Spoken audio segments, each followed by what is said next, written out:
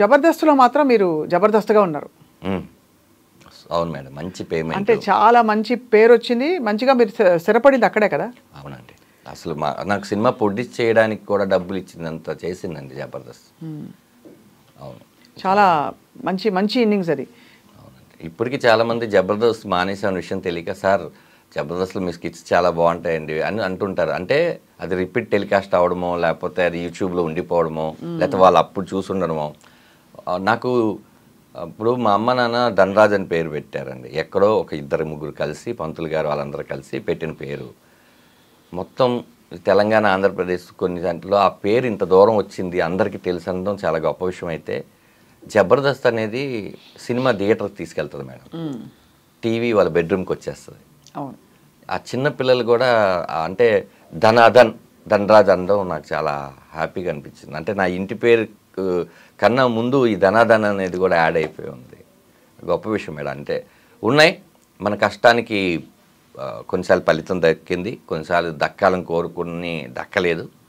Journey madam, అంతే. ఇదంతా ఒక జర్నీ. సో జబర్దస్త్ నుంచి బయటికి రావడం అన్నది అది కాన్షియస్, ఇంకా సినిమాల్లో బిజీ అయిపోవడం వల్ల ఇంకా నేను నెక్స్ట్ సీజన్ నుంచి ఉండను అని చెప్పాల్సి వచ్చిందా మీరు? కాదు మేడం, ఇది టోటల్గా ఏంటంటే జబర్దస్త్ మానేయాలని నేనైతే ఎప్పుడు అనుకోలేదు.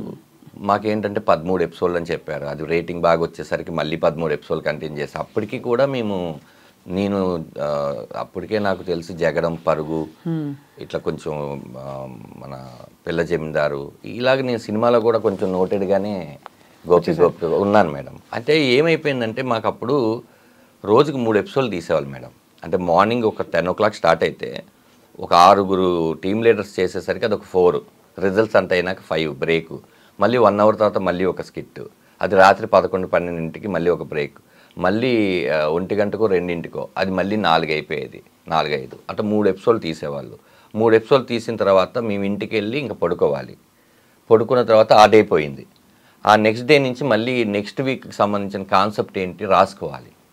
ఓ మీరే రాసుకునేవారు? అంటే మేము ఇప్పుడు నా స్కిట్లకి ఇప్పుడు ప్రసన్న బెజవాడ అనే అతను ఉండేవాడు, నా దాంట్లో రాటో రాంప్రసాద్ ఉండేది.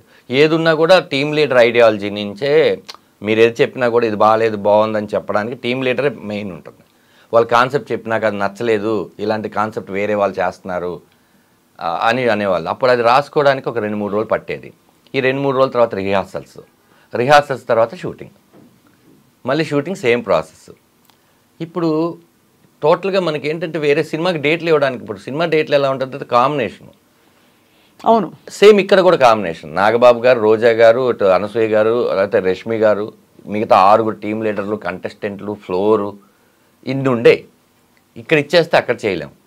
అక్కడేమో మన లైఫ్ టర్న్ అయిపోయి మన బిగ్ స్క్రీన్ కదా చూద్దాం అనుకున్నాం అనేది ఒక చిన్న ఇది ఉండేది అప్పట్లో.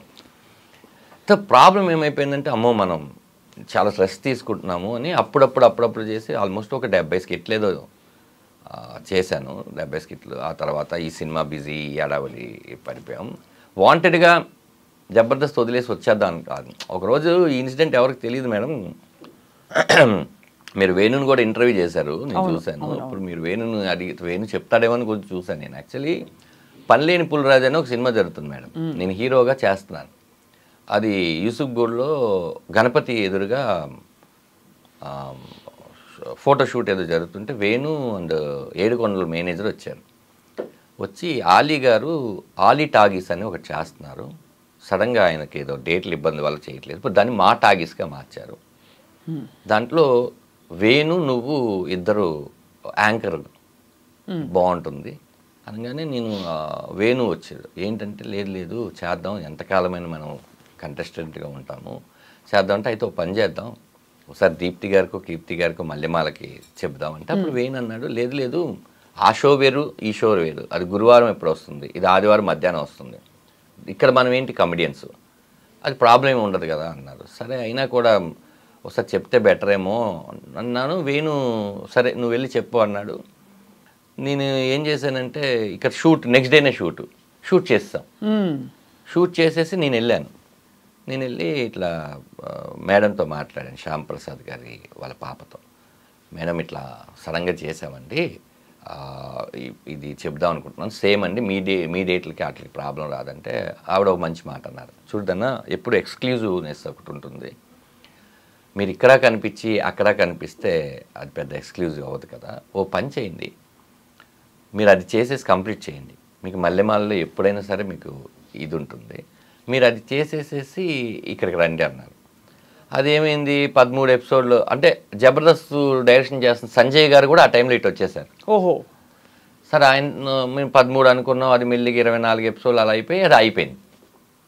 ఇప్పుడు ఇక్కడికి మళ్ళీ వద్దామనుకున్నప్పుడు మాకు సినిమాలు కొంచెం బిజీగా ఉండి దాని తర్వాత ఇక్కడికి వచ్చినాక అప్పుడు వాళ్ళు పడిన స్ట్రగుల్ అర్థమైంది. మేము సడన్గా 2 టీమ్ లీడర్లు వెళ్ళిపోయాం.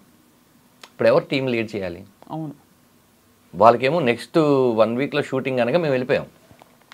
ఇప్పుడు వాళ్ళు సుధీర్ని తయారు చేసి అటు వేణు వాళ్ళ కంటెస్టెంట్ సుధీర్ గెటప్ సీన్ చేసి నా దాంట్లోంచి రామ్ ప్రసాద్ని తీసుకొని వెళ్ళి అట్టు పెట్టి నా దాంట్లో చేస్తున్న రాకేష్కి ఒక టీం ఇచ్చి రాకింగ్ రాకేష్కి ఆర్పి అండ్ రాకింగ్ రాకేష్కి టీం చేసి వాళ్ళు షఫిల్ చేసి వాళ్ళు ఎంత కష్టపడ్డారు అన్న విషయం మేము మర్చిపోయాం.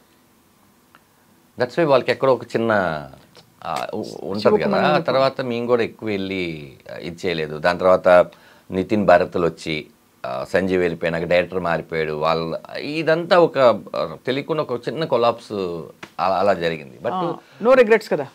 రిగ్రెట్స్ అంటే మనమైతే చెప్పేసాం, కాలం నిర్ణయించింది. బహుశా మార్పు అన్నది తథ్యం కదండి. ఇప్పుడు ఎంతకాలం మీరు చేసినా ఇంకో 70 చేస్తారు, అప్పటికైనా ఆగాల్సిందేగా. అవును మేడం, ఎన్నెన్ని తీసుకుని వస్తాం. ఆఖరికి మేము ఏం చేసాం, జుట్టు దగ్గర నుంచి కాలు వేలు వరకు ఏమేమి చేయగలమో అన్ని చేసేస్తాం. అదే ఇప్పుడు ఏం చేసినా కూడా ఇంకా ఎవరో చేసినట్టే ఉంటుంది తప్ప కొత్తది రాదు మేడం. మేము ఆఖరికి థింగ్స్ మీద దగ్గర నుంచి విషయాల దగ్గర నుంచి కాంటెంపరీ మ్యాటర్ దగ్గర నుంచి అన్ని విషయాలు చేసేస్తాం. మాకు కూడా ఏంటంటే మనం బోరు కొట్టక ముందే వచ్చేయాలి, మనం బోరు కొట్టినాక వాళ్ళు పంపించకూడదు. అది కరెక్ట్, 100% కరెక్ట్. ఆ తృప్తి ఉండాలంటే అలా వచ్చేయాలని అనుకున్నాం, అలా జరిగిపోయింది మేడం. అది ఇప్పుడు మీ సక్సెస్ని అమ్మ నాన్న చూసారా? నాన్నగారు నాకు 8-9 ఇయర్స్ ఉన్నప్పుడే చనిపోయారండి లారీ యాక్సిడెంట్లో. మదరు నాతో వచ్చేసినాక ఆవిడ చూసిన ఒకే ఒక్క సినిమా ఏంటంటే జై, నా ఫస్ట్ మూవీ. ఆ సినిమాలో తేజ గారు, అక్కడే వేణు నేను కూడా పరిచయం. తేజ గారు ఒక సీన్, ఒక చిన్న పాటలో ఇది ఉంటుంది. మా అమ్మ గిలాక్సీ థియేటర్ అని కింద మీకు షేక్పేట్లో ఉంటుంది, అందులో నన్ను కత్తితో పొడుస్తారు. అది యాక్చువల్లీ బొమ్మకి పొడుస్తారు కదా, మా అమ్మకి తెలీదు. అప్పుడే ఫస్ట్ టైం మా అమ్మ డిటిఎస్ చూడటం. కొరంగానే నానా అంది, మా అది బొమ్మమ్మ, నేను ఇక్కడ బతికే ఉన్నాను కదా అన్నాను. ఆ సినిమా ఒకటే చూశారు, ఆ తర్వాత మా అంతా చనిపోయాను. అమ్మ కానీ చాలా నిరదొక్కుని మీరే, మీకు అమ్మ నాన్న ఇప్పుడు పిల్లలైతే అంతే మేడం. పెళ్ళెలా అయింది ధనరాజ్ మీది? ఒక్కొక్కదానికి ఒక పెద్ద పెద్ద స్టోరీస్ ఉన్నాయి మేడం. యాక్చువల్లీ ఇది ఒక సాడ్ అండ్ బ్యూటీ రెండూ ఉన్నాయి ఇంట్లో. నేను డ్యాన్స్ క్లాసులు చెప్పేవాడిని మేడం. ఓ డాన్స్ వచ్చా మీకు? అనుకునేవాడిని, అంటే పక్కన వాళ్ళకి రాకపోతే నాకు వచ్చాను అంతే. అయితే మీకు డెఫినెట్గా వచ్చు మన ఇద్దరి మధ్యలో. మన ఇద్దరు మాస్. యాక్చువల్లీ మా ఇన్స్టిట్యూట్లో నేను యాక్టింగ్ అదంతా నేర్చుకున్నప్పుడు మేడం, మా మాస్టర్ డ్యాన్స్ మాస్టర్ విజయ్ గారు, ఆయన డాన్సర్స్ యూనియన్కి ప్రెసిడెంట్గా కూడా చేశారు. ఆయనతో కొన్ని నేర్చుకున్నాను.